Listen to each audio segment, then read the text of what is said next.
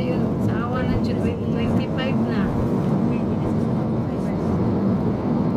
Last this.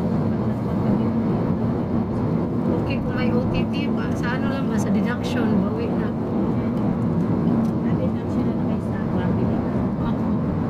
Last December din, naka 27 hours ako.